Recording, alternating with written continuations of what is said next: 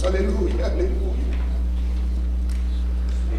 Amém. Cumprimentos, irmão, a paz do Senhor. Vamos orar. Soberano eterno Deus, Pai querido, Jesus querido, somos gratos a Ti, Senhor, porque, Senhor, tem nos ajudado, Senhor. Agora, ó Deus, toma, Senhor, a vida, Senhor, do pastor Gabriel nas Tuas mãos, o Teu servo, Senhor, que vai, Senhor, administrar, Senhor, a palavra, Senhor, para os nossos corações. Deus, usa ele, Senhor, assim, Senhor, como temos usado, Senhor, ontem, Senhor, à noite. Ajuda, Senhor, a vida dele. Abre, Senhor, os nossos corações. Abre, Senhor, nossas mentes, Senhor, para receber a Tua palavra. Não aquilo, Senhor, que nós queremos, mas aquilo, Senhor, que tem, Senhor, para transmitir para os nossos corações. Toma a Tua igreja nas Tuas mãos. A vida, Senhor, dos irmãos que ainda está a caminho, Senhor, é que eu te peço e te rogo e te agradeço e te deixo, Senhor, nas Tuas mãos, Jesus. Amém. Vamos receber com muita alegria o pastor Gabriel, irmãos.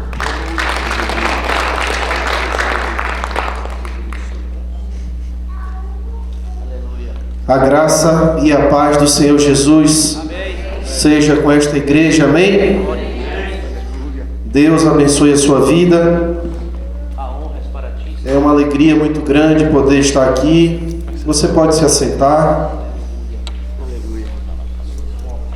Me sinto honrado de estar aqui nesse dia para juntos compartilharmos a palavra do Senhor. Agradeço a Deus pelo privilégio que Ele tem me concedido de servi-lo. Quero agradecer ao pastor Djalma Lira pelo convite, pela honra de estar aqui ministrando, ao irmão Renato, ao irmão Adilson, que são os líderes da Secretaria de Missões. Agradeço também a todos os obreiros e amigos que temos feito aqui nesse lugar. Fiquei muito feliz, estou muito feliz de estar aqui, um povo carinhoso, atencioso, que tem cuidado da minha vida. Muito obrigado. Eu quero agradecer ao irmão Geraldo, que hoje nos recebeu na sua casa, juntamente com a sua família, para tomarmos café, ao irmão Fernando, com a sua família, que nos recebeu para almoçar. Portanto, eu me sinto honrado e agradeço a todos os irmãos que de alguma forma têm nos ajudado e nos apoiado, e a toda a igreja. Eu quero agradecer também ao pastor Joel Freire Costa, nosso pastor, pela bênção dele sobre nossas vidas, pela honra que ele nos concede também de servir a Deus debaixo da sua autoridade, ao pastor Gilson Viana, com o qual nós temos servido a Deus ali em Dallas, no Texas. E eu me considero um homem privilegiado por ter a honra de conhecer pessoas tão especiais como todas essas que citei. O pastor Djalma Lira, quando eu o vi pela primeira vez, pude perceber que era um homem especial pela sua simplicidade, pela unção de Deus na sua vida.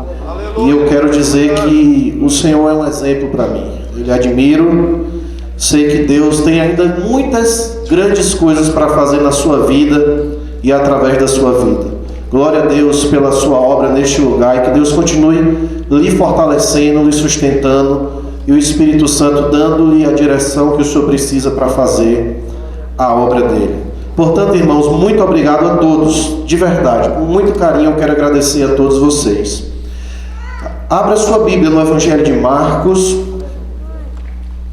no capítulo 1.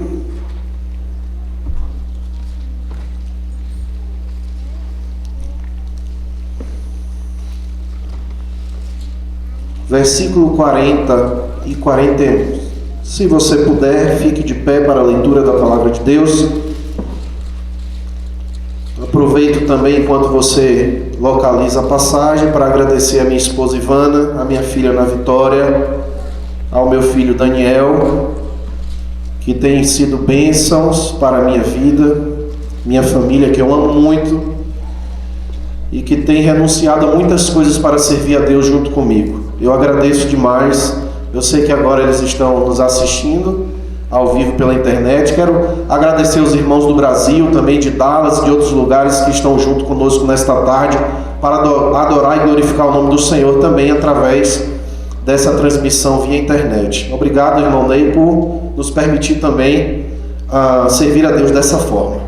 Marcos capítulo 1, versículo 40 e versículo 41. Diz assim a palavra do Senhor: E aproximou-se dele um leproso, que rogando-lhe e pondo-se de joelhos diante dele, lhe dizia: Se queres, bem podes limpar-me. E Jesus, movido de grande compaixão, diga grande compaixão, estendeu a mão e tocou e disse-lhe: quero ser limpo. Amém? Glória a Deus. Feche seus olhos. Pai, eu quero te agradecer, meu Pai, por o Senhor me permitir estar aqui, Senhor, em Columbus, Ohio, ministrando a Tua palavra. Que não seja eu, mas o Senhor através da minha vida. Que o homem desapareça e o Teu nome seja glorificado. Senhor, nesta noite salva, cura, liberta, batiza no Espírito Santo, transforma as nossas vidas, porque nós cremos que servimos a um Deus vivo e real. Espírito Santo, Tu tens toda a liberdade para agir em nós e através de nós neste lugar. Em nome de Jesus, eu creio que nenhum dos Teus planos podem ser frustrados. Por isso, desde já eu te agradeço por tudo que o Senhor tem feito e por tudo que o Senhor vai fazer aqui neste lugar. Eu repreendo na autoridade do nome de Jesus todo o levante do inimigo contra as nossas vidas, contra os nossos familiares, contra os nossos bens e contra este ministério. Eu frustro na autoridade do nome de Jesus Cristo e declaro que nenhuma arma do inimigo prosperará contra nós. E declaro pela fé que tudo aquilo que Deus planejou para esta noite vai acontecer em nome de Jesus. Aleluia, amém? Amém, pode se sentar. Glória a Deus. Essa é uma tarde de avivamento. Amém, irmãos? Amém, igreja? Glória a Deus por isso. Nós acabamos de ler uma passagem muito conhecida no nosso meio e eu quero em alguns minutos trazer algumas reflexões para as nossas vidas, porque eu verdadeiramente creio que Deus tem uma grande obra para fazer em mim, em você e todas as pessoas que estão aqui neste lugar nesta tarde, amém? E também você que está nos assistindo aí, creia que o Senhor Jesus, o braço dele é poderoso para nos alcançar em todos os lugares, amém? O braço do Senhor jamais perdeu o poder, não há nada impossível para ele. Vamos falar de transformação de vida. A palavra transformar significa fazer, adquirir uma nova forma, um novo aspecto, um novo caráter. Significa converter, significa mudar. Aplica-se à salvação de vidas, a mudanças de vida, a aperfeiçoamento das nossas vidas também. Então, muitas vezes Deus ministra ao nosso coração transformações que nós precisamos para o nosso crescimento, para o nosso aperfeiçoamento. Muitas vezes Deus também dá uma nova direção, um novo caminhar, uma nova estratégia, uma nova missão para cumprirmos segundo a vontade dEle. Tem uma coisa que o Espírito Santo me ensinou há muitos anos atrás. Ele disse assim uma coisa para mim: não há nível espiritual que você esteja vivendo que não haja um nível mais profundo a ser alcançado. Você pode ser o crente mais espiritual desta igreja, você pode ser o crente mais fervoroso dessa igreja, ainda assim para você há um nível mais profundo para ser alcançado, há um nível maior e mais profundo de intimidade com Deus para nós buscarmos. Amém? Então, quando nós falamos de transformação, não estamos falando só de pessoas que estão em condições deploráveis, mas também falando de nós, de mim, de você, ou de outras pessoas que estão buscando em Deus o seu aperfeiçoamento de glória em glória pelo poder do Espírito Santo. Amém? Então, em nome de Jesus, que os nossos corações estejam abertos para isso. Então, em diferentes aspectos e níveis, todos nós precisamos ser transformados. Mas a transformação, muitas vezes, ela causa algum desconforto, ela causa alguma dor, porque o ser humano tem uma certa dificuldade para sair do comodismo. Nós temos uma tendência a nos acomodarmos na nossa situação. E muitas vezes, quando uma ferida, quando uma dor, quando um trauma, quando uma circunstância precisa ser mudada em nós, quando nós somos tratados, ela causa certa dor. Mas a Bíblia diz que a correção de Deus, ela momentaneamente causa tristeza, mas gera fruto de justiça. Aleluia, glória a Deus. A Bíblia fala que Deus corrige os filhos porque Ele nos ama. Então, quão bom é ser transformado pelo Senhor e pelo poder do Espírito Santo. E Deus também, meus irmãos, prepara a minha e a sua vida para novos projetos que Ele tem para nós. Deus é um Pai amoroso. Ele não nos lança em uma missão sem nos preparar antes para ela, porque Ele sabe que nós precisamos de revestimento, unção e a capacidade que Ele nos dá para fazermos o seu trabalho com excelência. E aqui nós vemos a história desse homem que a Bíblia diz que era leproso. Em outro evangelho a Bíblia fala, que ele estava coberto de lepra. Totalmente coberto de lepra, numa situação deplorável. Para que você creia no que está escrito na Bíblia, para que você creia que Deus é poderoso para fazer também na sua, você precisa, irmãos, crer no Senhor Jesus Cristo e deixar que o Senhor aumente a sua fé pela sua palavra. Talvez você entrou aqui nesta tarde, dizendo: eu não creio mais, eu perdi a esperança, essa situação não tem mais solução. E eu te pergunto, o que o Senhor já fez? O que o Senhor tem feito pela sua vida? Porque eu tenho certeza que se você está aqui hoje, é porque Deus já operou grandes milagres, Deus já operou grandes prodígios e sinais na sua vida. Grande milagre é para mim hoje estar aqui, podendo compartilhar com os irmãos a palavra de Deus. Se nós abríssemos a oportunidade, eu tenho certeza que muitos aqui, ou todos aqui, teriam grandes testemunhos para dar do agir de Deus na sua vida. Aleluia. Amém? Glória a Deus por isso. Mas o que o Senhor já fez? Tantas e tantas coisas. Se a gente pegar alguns exemplos na palavra de Deus, a gente pode citar o exemplo de Zaqueu, que era um homem que era rejeitado pela sua função que exercia, de oprimir o povo com impostos, mas quando Jesus entra na casa de Zaqueu, a Bíblia fala que a sua vida foi transformada, não é assim? Quando Jesus entrou na casa de Zaqueu, a Bíblia diz que a salvação chegou naquele lugar. Outras histórias, como da mulher com hemorragia, que um dia resolveu ir em direção a Jesus Cristo e tocar na orla de suas vestes, a Bíblia fala que ela foi completamente curada. E se nós pegarmos também o exemplo de Paulo ou Saulo, para dizer que era um homem que a Bíblia fala que inspirava ódio contra a igreja, depois que ele teve um encontro real com Jesus Cristo, ele se transformou num grande pregador do Evangelho, da palavra de Deus. Aleluia. Então qual é a sua causa? É financeira? Deus age. Qual é a sua causa? Doença e enfermidade? Deus cura. Qual é a sua causa? Você é perseguido e rejeitado? Deus cuida de você. Qual é o problema do seu familiar? Tem um coração duro? Nós servimos a um Deus que transforma coração de pedra em coração de carne. Irmãos, nós precisamos ser a igreja que crê, que serve a um Deus que pode todas as coisas. A Bíblia fala da história de um homem chamado Naamã, que era chefe do exército do rei da Síria. Naamã era um homem muito poderoso, com certeza era um homem que possuía muitos bens materiais por causa da sua posição, mas Naamã ele tinha uma doença que naquela época era incurável. O termo lepra significa diversos tipos de doença de pele. Também, a Bíblia fala que a condição de Naamã era uma condição muito complicada e muito difícil, e ele não estava encontrando solução, com certeza, na medicina da época, nem em qualquer outro tipo de escolhas. E eu quero nesta tarde convidar você a fazer uma comparação ilustrativa sobre a situação de Naamã, que também foi um leproso como esse homem que nós acabamos de ler aqui no Evangelho de Marcos. Naamã, meus irmãos, eu quero usar o exemplo dele para compará-lo ilustrativamente com o mundo de hoje, o mundo lá fora, com seu poder, com seu glamour, com as suas armas, com os seus valores materiais. Mas, assim como Naamã tinha uma lepra, o mundo lá fora tem uma lepra que o próprio mundo não pode se curar.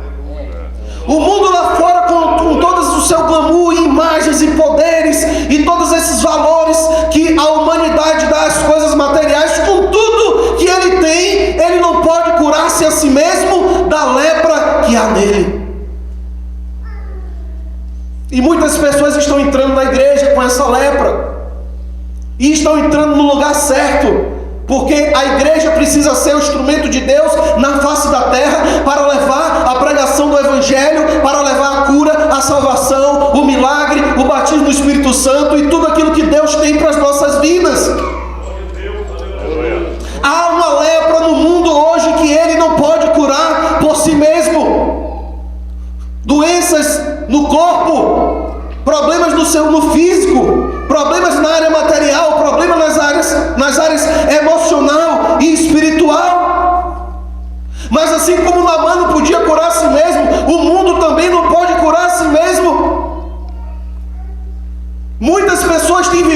suas mentes escravizadas, inclusive dentro da igreja. Pessoas que estão sendo dominadas por uma mentalidade do anticristo, pelas mentiras que Satanás fala, e estão vivendo aqui, abaixo daquilo que poderiam viver, segundo o propósito e plano que Deus tem para as suas vidas. E aquilo que nós pensamos, irmãos, nós temos a tendência de sentir, e aquilo que nós sentimos, nós temos a tendência de fazer. As pessoas estão procurando solução para as suas vidas, para se libertarem dos seus pecados ou das suas dificuldades, com soluções paliativas, olhando apenas para o sintoma, mas estão esquecendo que estão enchendo a sua mente com coisas ruins. Te faço uma pergunta nesta tarde: você tem pensado no que você tem pensado? É uma pergunta estranha, mas reflita comigo. Você tem pensado no que você tem pensado? A sua mente é uma porta aberta para qualquer coisa? A sua mente é um depósito que pode entrar coisas boas e coisas ruins e tanto faz? Não! A Bíblia fala em Colossenses que a nossa mente precisa estar ligada com as coisas do alto. A Bíblia diz em Romanos que nós precisamos renovar a nossa mente para conhecer a boa, perfeita e agradável vontade de Deus. Você quer mudar as suas ações e os seus sentimentos? Comece a mudar os seus pensamentos. Comece a rejeitar o que é ruim e receber o que é bom da parte de Deus. Muitas pessoas estão vivendo com suas mentes escravizadas porque estão sendo alimentadas pelo lixo que Satanás tem colocado em suas vidas. Aleluia, Senhor. Glória a Deus, aleluia. Muitas pessoas estão sofrendo com isso. O que é que Deus tem feito? O que é que Ele já fez na sua vida? Sabe, a igreja está cheia de histórias de transformação de vidas. Está cheia de histórias de transformação de vidas. E é o lugar mesmo para nós contarmos essas histórias e vivenciarmos essas histórias. Sabe por quê? Porque a igreja, meu irmão, não é depósito de doente. Igreja é lugar de cura. Você pode entrar aqui acabado, você pode entrar cheio de drogas, você pode entrar envolvido na prostituição, você pode entrar aqui como ladrão, você pode entrar aqui como adúltero, mas você precisa entender que este é o lugar, a presença de Deus é o lugar para que você tenha a sua vida transformada.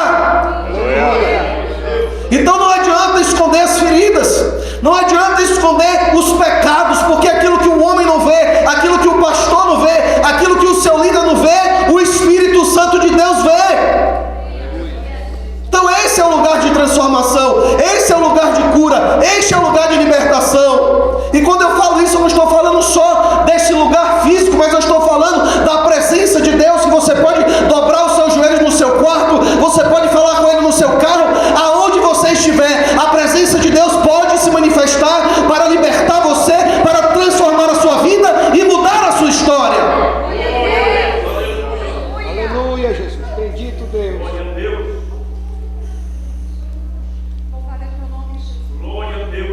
Para que Naamã encontrasse a cura, ele precisou ir até o profeta de Deus.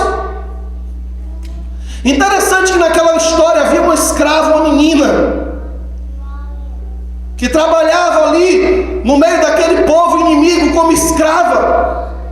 Ela poderia ter olhado para a condição de Naamã, pastor, e ter dito assim: tomara que morra, porque eu sou um escravo, uma escrava neste lugar, tomara que morra. Mas aquela menina não fez isso.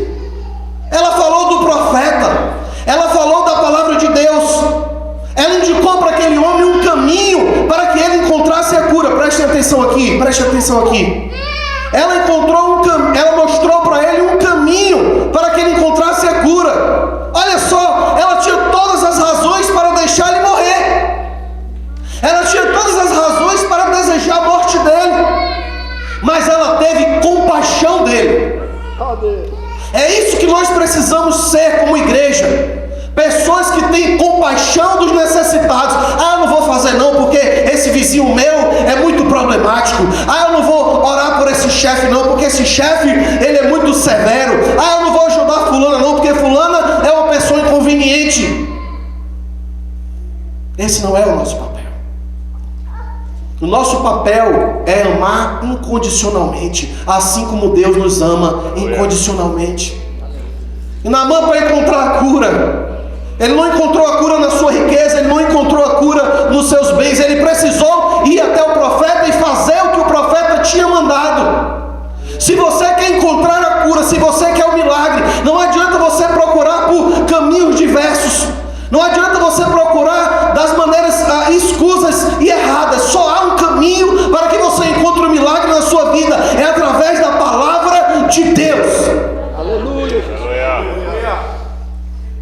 É através da palavra de Deus. E quando ele obedeceu a palavra de Deus, que foi o comando do profeta, a Bíblia fala que a sua pele ficou como de criança, como de recém-nascido. Não fuja, obedeça a palavra de Deus, e Ele é poderoso para transformar qualquer situação na sua vida, como em pele de recém-nascido. Glória a Deus, aleluia.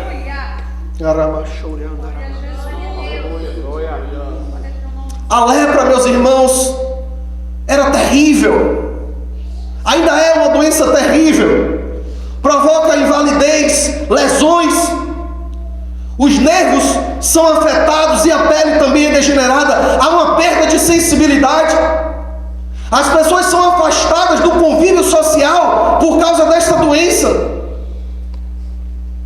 Não muito tempo atrás, não muitas décadas atrás no Brasil, havia lugares específicos para essas pessoas ficarem, e muitas vezes de forma obrigatória. E naquela época, no passado, às vezes as pessoas tinham que sinalizar que eram leprosos para que não contaminassem com a sua presença o convívio social onde elas estavam passando. Era uma coisa séria e terrível, que atingia ricos e pobres. Eu acabei de dar um exemplo de um homem rico, que era Naamã, e de um homem que aparentemente não era um homem de grandes posses. Porque as piores lepras que há no mundo lá fora estão dentro das pessoas. As pessoas estão procurando a solução para os seus problemas em seitas, em magias, em títulos, em dinheiro, em condição material. Mas só há uma solução, só há um que pode curar toda a lepra da vida das pessoas. O nome dele é Jesus Cristo de Nazaré. O Cristo, o Filho de Deus que veio ao mundo em carne, morreu e ressuscitou ao terceiro dia e está sentado à direita do Pai, e um dia voltará para buscar aqueles que creem nele. Deus, aleluia.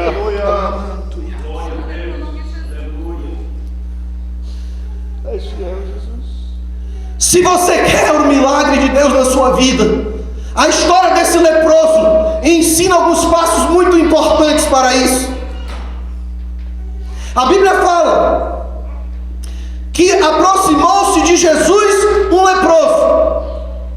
Primeira lição que eu preciso aprender na minha vida, se eu quero ter um milagre, se eu quero ser transformado, se eu quero viver uma vida de avivamento. Aquele homem se aproximou de Jesus. O que é que significa isso? Por pior que fosse a condição dele, ele tomou uma atitude. Por pior que seja a sua condição, por maior que seja o seu problema, você precisa tomar uma atitude. O filho pródigo foi recebido de volta na casa do seu pai porque tomou uma atitude. Glória a Deus, aleluia. Então aquele homem aproximou-se. Se ele se aproximou é porque ele saiu de um lugar e foi até outro em direção a Jesus. Ele tomou uma atitude. Diga comigo, atitude. Mas ele tomou uma atitude em direção à pessoa certa. É um outro fator importante. Porque há muitas pessoas lá fora, ou até dentro das igrejas, tomando atitudes, mas atitudes erradas. Estão pondo as suas esperanças no homem, estão pondo as suas esperanças nos prazeres mundanos, estão pondo as suas esperanças na riqueza dos seus bolsos, estão estão pondo as suas esperanças, estão agindo em direção a qualquer lugar ou a qualquer outra coisa, menos a Jesus Cristo. Aquele homem, ele tomou uma atitude, ele foi em direção a Jesus Cristo. Então, se você quer um milagre, se você quer avivamento, se você quer transformação de vida, você precisa tomar uma atitude, e uma atitude em direção a Jesus Cristo. Mas ele não chegou diante de Jesus de qualquer jeito. Veja que aquele homem, ele surpreendeu, porque era um rejeitado, era alguém que não podia estar próximo de ninguém, era alguém que as pessoas com seu olhar discriminavam por causa da sua lepra. Ele não considerou os desafios para dar um passo em direção a Jesus. Ele não se importou com o que a multidão ia dizer, quando ele decidiu dar um passo em direção a Jesus. E muitas vezes nós estamos pensando: o que é que meus amigos vão pensar se eu for para a igreja? O que é que minha esposa vai pensar se eu me jogar no chão e começar a clamar o nome do Senhor? O que é que o pastor vai pensar? Eu sou o líder do ministério tal, se eu for lá na frente chorando e me quebrantando, ele vai achar que eu não tenho valor. Mas aquele homem era um leproso rejeitado, e ele, para tomar uma atitude, ele não se importou com o que as pessoas iam falar ou pensar dele. Quem quer ter relacionamento íntimo, profundo e pessoal com Deus, com Jesus Cristo, precisa se preocupar mais em agradar a Deus do que aos homens.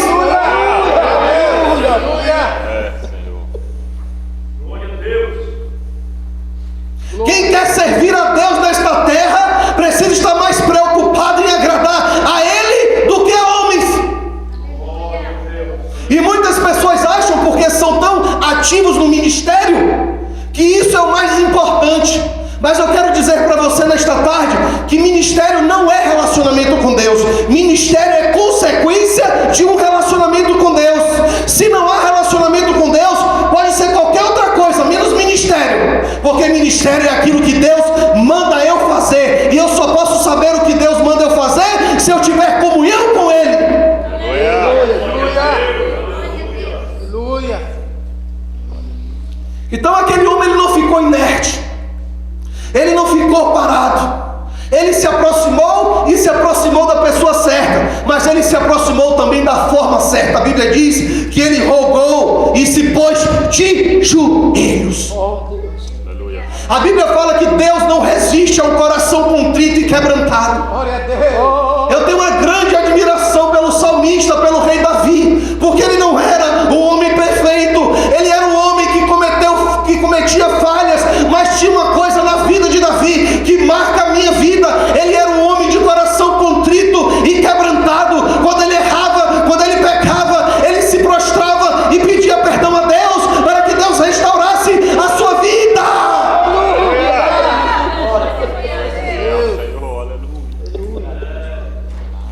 Glória a Deus, aleluia. Leia depois o Salmo 51, que é o salmo referente ao arrependimento de Davi, quando Natan confrontou ele por causa do adultério que ele cometeu com a mulher de Urias, Batseba.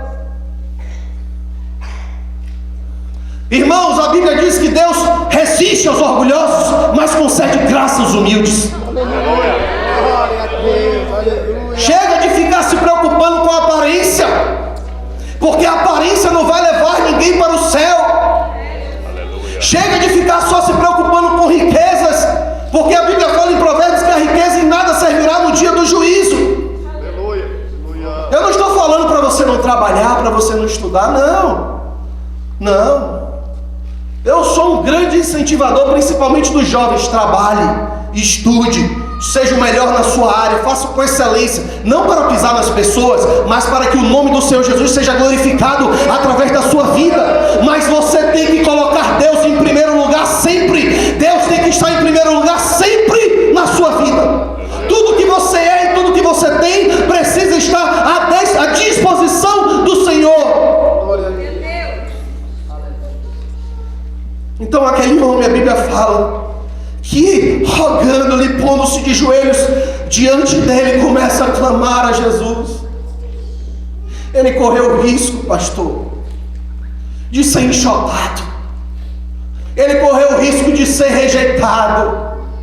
Ah, irmãos, muitas vezes quando nós procuramos a solução dos nossos problemas no lugar errado, nós somos enxotados, nós somos rejeitados, nós somos motivo de piada, mas ele foi diante daquele que a Bíblia diz: aqueles que vierem a mim, jamais lançarei fora.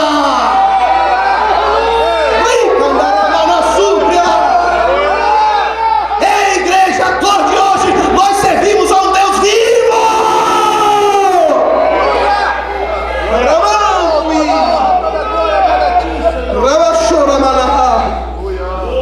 Aleluia, glória a Deus.